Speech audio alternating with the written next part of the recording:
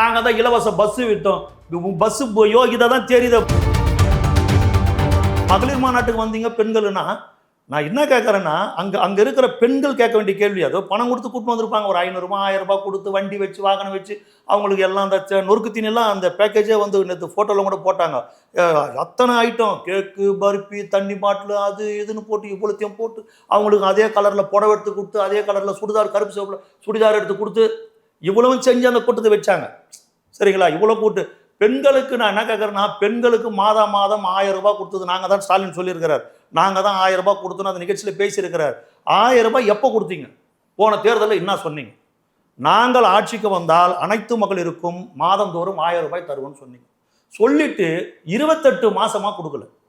28 மாசம்னா 28,000 போச்சு.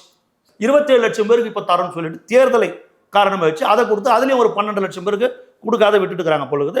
இன்னும் நிறைய பேருக்கு வந்து அந்த பணம் வந்து சேரல. நீங்க 1000 ரூபாய் கொடுத்துட்டு நீங்க என்ன அங்க அந்த பெண்கள் கேட்டிருக்கணும். கேட்கறாங்க, மனசுக்குள்ள கேட்கறாங்க.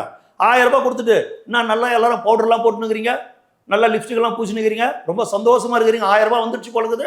1000 ரூபாய் கொடுக்கறதுக்கு முன்னாடி எங்க அக்கா தங்கச்சிங்க பவுடரே போட்டது இல்லையா? துரைமுருகன் பையன் கேட்கிறார் நாங்க தான் இலவச பஸ் விட்டோம். பஸ் யோகிதா தான் தெரியுது. இந்த பக்கம் வர பஸ் இந்த நடு சென்டர் மீடியா ஓடிச்சுன்னு இந்த பக்கம் வந்து ரோட்ல போற காரை முட்டுதே சார், முன்னாடி டயர் வச்சு உள்ளவே ஒழுகுது பஸ். இலவச பஸ் விட்டோம்னு சொல்றீங்க. இலவச பஸ் விட்டுட்டு அவங்கள ஓசின்னு கிண்டல் பண்றாரு பொன்முடி.